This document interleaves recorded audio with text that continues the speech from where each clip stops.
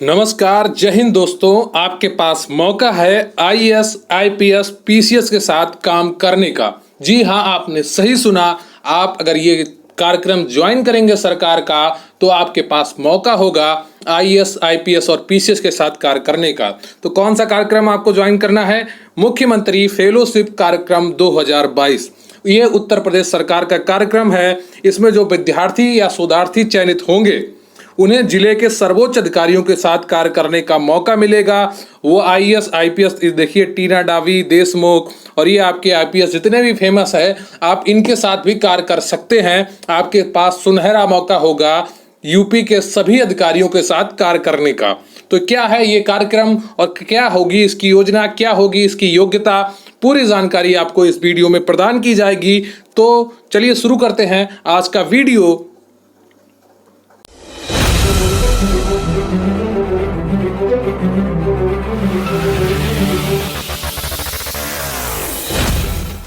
लेकिन उससे पहले मैं आपसे रिक्वेस्ट करूंगा कि आप वीडियो को लाइक कर लें। चैनल पर नए हैं तो चैनल को सब्सक्राइब कर लें। आपके कमेंट बहुत ही महत्वपूर्ण होते हैं हमारे लिए, तो प्लीज़ कमेंट करके ज़रूर बताइएगा कि आपको वीडियो कैसा लगा। और मैं वीडियो के दौरान जो आपसे प्रश्न पूछूं उसका उत्तर भी कमेंट बॉक्स में ज़रूर लिखिएगा। टेलीग्राम चैनल पर आप हमें ज्वाइन कर सकते हैं, इसका लिंक आपको डिस्क्रिप्शन बॉक्स में मिल जाएगा। और प्लीज़ वीडियो अंत तक देखें। तो इस कार्यक्रम का नाम है मुख्यमंत्री फेलोशिप कार्यक्रम, युवाओं को अनुभव और प्रदेश का विकास। इसकी टैगलाइन है युवाओं को अनुभव और प्रदेश का विकास, मुख्यमंत्री फेलोशिप कार्यक्रम। जनहित योजनाओं के लिए क्रियान्वयन, अनुश्रवण एवं मूल्यांकन करेंगे शोधार्थी। आवेदन करने के लिए लॉग ऑन करें cmfellowship.upsdc.gov.in। आवेदन 24 अगस्त तक है, तो जल्दी से इस कार्यक्रम की पूरी जानकारी लीजिए और जाइए इसका फॉर्म सबमिट कर दीजिए अगर आप योग्यता धारण करते हैं। तो इस कार्यक्रम की पूरी जानकारी हम आज के वीडियो में लेंगे। इसका कार्यक्रम का नाम है मुख्यमंत्री फेलोशिप कार्यक्रम। इसके दिशा निर्देश क्या हैं उनको पढ़ लेते हैं। मुख्यमंत्री फेलोशिप कार्यक्रम का उद्देश्य प्रदेश के युवाओं को सरकार के साथ नीति प्रबंधन, क्रियान्वयन, अनुश्रवण के साथ कार्यक्रमों में सहभागिता का विशिष्ट अवसर प्रदान करना है। प्रदेश सरकार को इस कार्यक्रम के अंतर्गत चयनित शोधार्थियों की ऊर्जा, प्रौद्योगिकी के प्रति उनके जुनून और युवाओं के नए दृष्टिकोण का आकांक्षात्मक विकास खंड में विभिन्न योजनाओं के कार्यान्वयन तथा भविष्य की आवश्यकता के अनुरूप योजना संरचना में लाभ प्राप्त होगा। ठीक है, ये इसका डिटेल में लिखा है, बाकी आप पढ़ लेंगे बाद में। इसमें जो मेन चीज है वो क्या है मैं आपको बताता हूं। तो फेलोशिप कार्यक्रम के लिए प्रतिष्ठित संस्थानों में निम्नलिखित क्षेत्रों में अध्ययन करने वाले विद्यार्थियों या शोधार्थियों का चयन किया जाएगा। तो आपके अध्ययन के विषय किस क्षेत्रों से संबंधित होना चाहिए? पहला तो आपका कृषि हो, ग्रामीण विकास हो, पंचायती राज हो एवं संबंध क्षेत्र हो। ठीक है, फिर दूसरा आपका वन, पर्यावरण और जलवायु हो। फिर तीसरा है आपका शिक्षा, स्वास्थ्य, स्वच्छता, पोषण एवं कौशल विकास।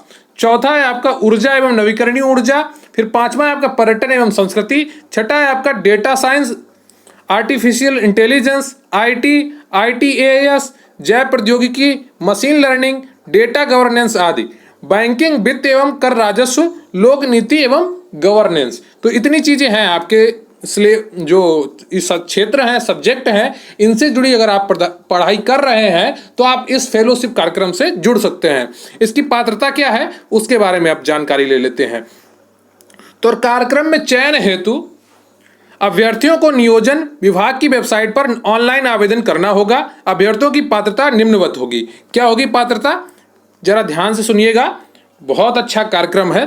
प्रमुख संस्थानों विश्वविद्यालयों से प्रथम श्रेणी या न्यूनतम 60% अंकों के साथ स्नातक हो अथवा उच्च शैक्षिक योग्यता हो। ठीक है, उच्च शैक्षिक योग्यता हो या फिर आपका जो 60% है आपका स्नातक हो। प्रथम श्रेणी आपने स्नातक ग्रेजुएशन पास की हो या आपकी ग्रेजुएशन से ऊंची डिग्री हो।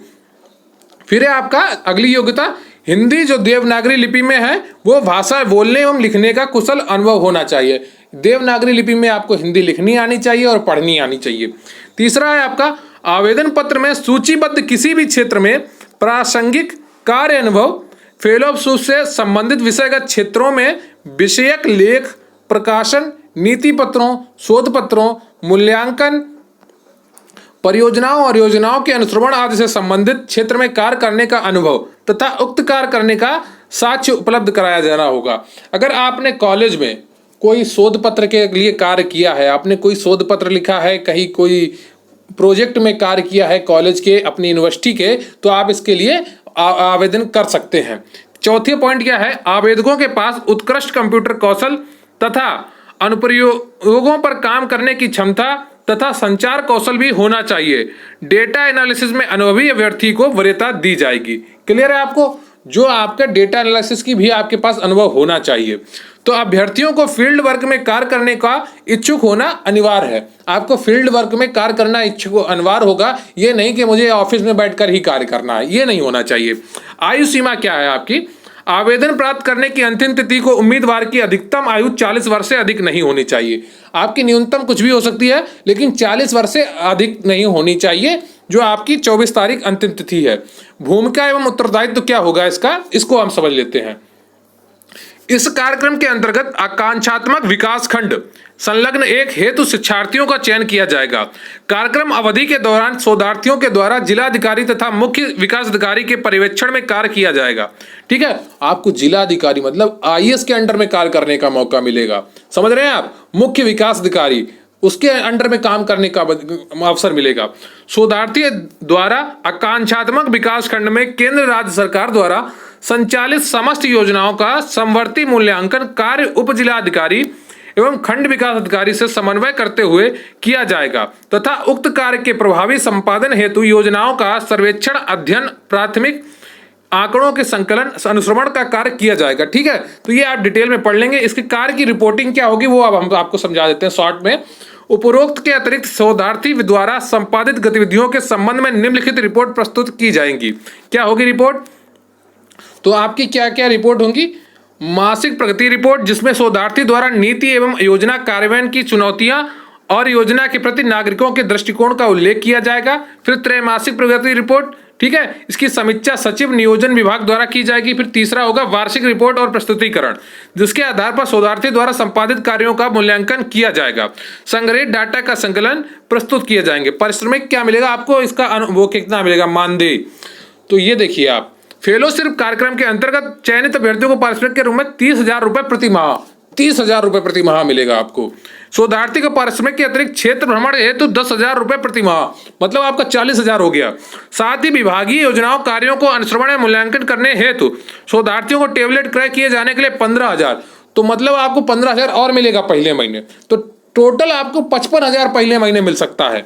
15,000 आपके टेबलेट के लिए और 40,000 आपकी सैलरी हो जाएगी। इसके अतिरिक्त कोई भुगतान देय नहीं होगा। ठीक है, तो चयनित शोधार्थी को विकास खंड में ही यथासंभव आवासीय सुविधा उपलब्ध कराई जाएगी और आपको आवासीय सुविधा भी उपलब्ध कराई जाएगी। बताइए, इतना अच्छा कार्यक्रम है। आपको आवासीय सुविधा मिलेगी, 30,000 की आपको सैलरी मिलेगी, 10,000 आपका फील्ड का वो बोनस मिलेगा और 15,000 आपको टेबलेट खरीदने के लिए मिलेगा। इसके अलावा आपको आवासीय सुविधा मिलेगी। और क्या चाहिए आपको? संबद्धता की अवधि एवं वार्षिक प्रदर्शन मूल्यांकन। तो अवधि क्या होगी? फेलोशिप कार्यक्रम के अंतर्गत चयनित शोधार्थियों की संबद्धता अवधि नियुक्ति की तिथि के से 1 वर्ष के लिए मान्य होगी। आपको 1 वर्ष के लिए कार्य करने का मौका मिलेगा। विभाग की संस्तुति विषय की आवश्यकता के दृष्टिगत एवं शोधार्थी के उत्कृष्ट कार्य के आधार पर इसे सक्षम स्तर के अनुमोदनों उपरांत 1 वर्ष के लिए बढ़ाया जा सकता है। तो 1 वर्ष के लिए और भी बढ़ाया जा सकता है। विस्तारित फेलोशिप अवधि हेतु पूर्व निर्धारित पारिश्रमिक के अतिरिक्त अन्य कोई भुगतान अनुमान नहीं होगा। तो जब आपका बढ़ाया जाएगा तो पूर्व निर्धारित ही मिलेगा, कुछ नया नहीं मिलेगा। कार्यक्रम के अंतर्गत शोधार्थी द्वारा आवंटित कार्य को निर्धारित अवधि में सफलतापूर्वक संपादित किए जाने पर प्रदेश सरकार की ओर से प्रमाण पत्र दिया जाएगा। अगर आपको जो कार्य मिला उसे आपने निर्धारित समय पर संपादित कर लिया, उसे खत्म कर लिया, तो आपको एक सर्टिफिकेट भी मिलेगा राज्य सरकार के द्वारा। अवकाश क्या होगा? तो अनुपातिक आधार पर 1 वर्ष में 12 दिनों की अवकाश की अनुमति है। तो आप समझ लीजिए प्रति महीना आप 1 छुट्टी ले सकते हैं। चयन की प्रक्रिया, आवेदन पत्रों का परीक्षण। तो शोधार्थी के चयन हेतु नियोजन विभाग की वेबसाइट पर ऑनलाइन आवेदन आमंत्रित किए जाएंगे। आवेदन पत्र के साथ 500 शब्दों में उद्देश्य का विवरण भी अपलोड किया जाना अनिवार्य होगा। प्राप्त आवेदन पत्रों की स्क्रीनिंग हेतु वरिष्ठ अधिकारियों, विषय विशेषज्ञों की एक कमेटी का गठन किया जाएगा। स्क्रीनिंग कमेटी द्वारा निम्नानुसार परीक्षण किया जाएगा। तो क्या परीक्षण किया जाएगा उसको एक बार देख लेते हैं। अस्पष्ट आवेदनों को परीक्षणों पर हटा दिया जाएगा। जो अस्पष्ट आवेदन होंगे उन्हें हटा दिया जाएगा। डुप्लीकेसी नियंत्रण, एक ईमेल आईडी, फोन नंबर एवं एक नाम से केवल एक आवेदन ही स्वीकार होगा। आपके पास एक ईमेल आईडी हो, एक फोन नंबर हो और एक ही नाम हो, तो तीन चीजें जब मैच होंगी तो आपका एक आवेदन माना जाएगा। अगर दूसरा भेज दिया तो आपका कैंसिल हो जाएगा।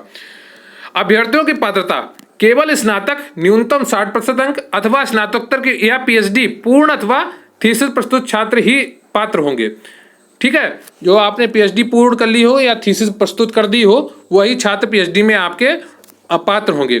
आयु मानदंड क्या है? सभी आवेदन जो 40 वर्ष की आयु के मानदंडों को पूरा नहीं करते हैं अस्वीकार कर दिए जाएंगे। क्लियर है? आवेदकों जिनके द्वारा 500 शब्दों के उद्देश्य का विवरण स्टेटमेंट ऑफ पर्पज अपलोड नहीं किया गया है उनका आवेदन अस्वीकार कर दिया जाएगा। तो आपको एक 500 शब्दों का एक अपना उद्देश्य लिखना होगा, आप किस लिए ये कार्य से जुड़ना चाहते हैं वो भी आपको करना होगा।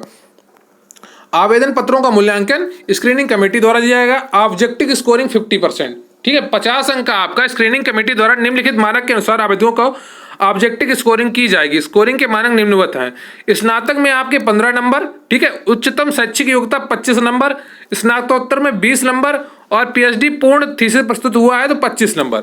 अन्य विधिक मानदंड, तो आपका 15 नंबर अन्य के लिए मिलेगा और प्रतिष्ठित संस्थान में डिग्री तो 3 मिलेगा। प्रतिष्ठित राष्ट्रीय अंतर्राष्ट्रीय प्रकाशनों में प्रकाशित शोध कार्य के लिए 3 नंबर मिलेंगे। क्लियर है आपको?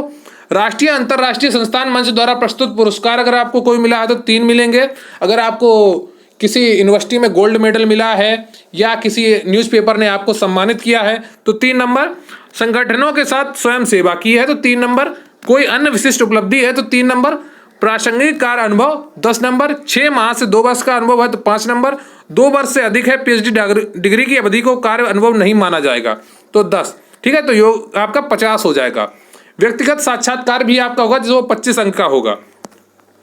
प्रशिक्षण कार्यक्रम क्या होगा? तो फेलोशिप कार्यक्रम के अंतर्गत चयनित अभ्यर्थियों को 2 सप्ताह का प्रशिक्षण कराया जाएगा। प्रशिक्षण के प्रथम सप्ताह में सामान्य परिचय एवं द्वितीय सप्ताह में कार्यक्रम विषयक प्रशिक्षण प्रदान किया जाएगा। उक्त प्रशिक्षण उत्तर प्रदेश प्रशासनिक एवं प्रबंधन अकेडमी उपाम लखनऊ द्वारा दिया जाएगा। प्रशिक्षण में आईआईटी एवं आईआईएम जैसी विशिष्ट संस्थाओं के विशेषज्ञों का व्याख्यान भी आयोजित कराया जाएगा। नियोजन विभाग द्वारा प्रशिक्षण कार्यक्रम तथा कोर्स को की विषय वस्तु हेतु उपाम ने समन्वय किया जाएगा। ठीक है, तो ये आपका प्रशिक्षण रहा। अन्य महत्वपूर्ण शर्तें क्या है वो थोड़ा देख लेते हैं, फिर आपका ये वीडियो समाप्त हो जाएगा। तो आपके पास मौका है आईएएस आईपीएस से जुड़ने का। आप आईएएस के साथ अगर काम करना चाहते हैं अच्छी, तो उसके लिए आप ये फेलोशिप जरूर ज्वाइन करें और 1 साल से 2 साल तक आप कार्य कर सकते हैं। अच्छी खासी आपको सैलरी मिलेगी। एक 15,000 का टेबलेट मिलेगा, रहने का मकान फ्री मिलेगा, वो भी विकास खंड में ही मिलेगा, विकास भवन में। तो आपके लिए बहुत अच्छा होगा। मुख्यमंत्री फेलोशिप कार्यक्रम एक पूर्णकालिक कार्यक्रम है, अतः चयनित शोधार्थी फेलोशिप कार्यक्रम की अवधि में किसी अन्य रोजगार, असाइनमेंट तथा अन्य पूर्णकालिक अध्ययन कार्य करने के लिए अनुमन्य नहीं होंगे। ठीक है, तो आप कोई अन्य काम नहीं कर पाएंगे, ना रोजगार कर पाएंगे, ना असाइनमेंट कर पाएंगे, ना कोई डिग्री ले पाएंगे, ना कोई पढ़ाई कर पाएंगे। ठीक है, फेलोशिप कार्यक्रम कार्यकाल पूर्ण होने के पश्चात स्थायी सेवा रोजगार का आश्वासन नहीं देता है। ठीक है, आपको स्थायी सेवा की कोई गारंटी नहीं है। प्रत्येक चयनित शोधार्थी के लिए कार्यालय का समय ही वही होगा जो उस कार्यालय के अन्य कर्मचारियों के लिए। ठीक है, आपको जिस कार्यालय में भेजा जाएगा वही कार्य का आपका समय होगा। तो शोधार्थी को प्रस्ताव पत्र प्राप्त होने के 30 कार्य दिवस में संबंध कार्यालय में योगदान प्रस्तुत करना होगा, अन्यथा चयन रद्द कर दिया जाएगा। तो 30 दिन के अंदर आपको वहां पर पहुंचना होगा और अपना वो ज्वाइनिंग स्वीकार करनी होगी। ठीक है, तो ये आपका फेलोशिप कार्यक्रम के क्रियान्वयन के प्रबंधन का काम नियोजन विभाग द्वारा किया जाएगा। शोधार्थियों के चयन में एकेटीयू, एनआईयूए एवं उपाम जैसी विशेष संस्थाओं का सहयोग प्राप्त किया जाएगा। ठीक है, तो आकांक्षात्मक विकास खंड इसमें दिए हैं आपके। अगर आपकी जो जिला हो उससे विकास खंड इसमें जुड़े हो तो आप वो देख सकते हैं। आप इसका स्क्रीनशॉट लेके बाद में देख लीजिएगा। मैं आपको ऊपर कर दिया दे रहा हूँ, एक बार इसका आपका जिला जब आए तो आप उसका स्क्रीनशॉट ले लीजिएगा। ठीक है, क्लियर है आपको? तो प्लीज़ आप चैनल को सब्सक्राइब कर लीजिए और वीडियो को लाइक कर लीजिए। तो आपने इस पूरे कार्यक्रम का समझा। ठीक है, अगर आप आईएएस आईपीएस के साथ कार्य करना चाहते हैं और उनसे जुड़ना चाहते हैं तो ये आपके पास एक सुनहरा मौका है कि आप आईएएस के साथ बैठें, उनके ऑफिस में उनके साथ जाकर देखें कि फील्ड में वो कैसे काम करते हैं। तो ये आपके पास सुनहरा मौका है, अच्छी सैलरी है और आपको रहने के लिए घर भी मिलेगा। इसके अलावा आपको एक 15,000 रुपये दिए जाएंगे टेबलेट खरीदने के लिए। आप कितने का भी टेबलेट खरीदें ये आप पर निर्भर करेगा। तो thank you very much. Please channel को सब्सक्राइब कर लीजिए और आपको ये कार्यक्रम कैसा लगा कमेंट करके जरूर बताइएगा। बहुत बहुत धन्यवाद आपका। जय हिंद, जय भारत।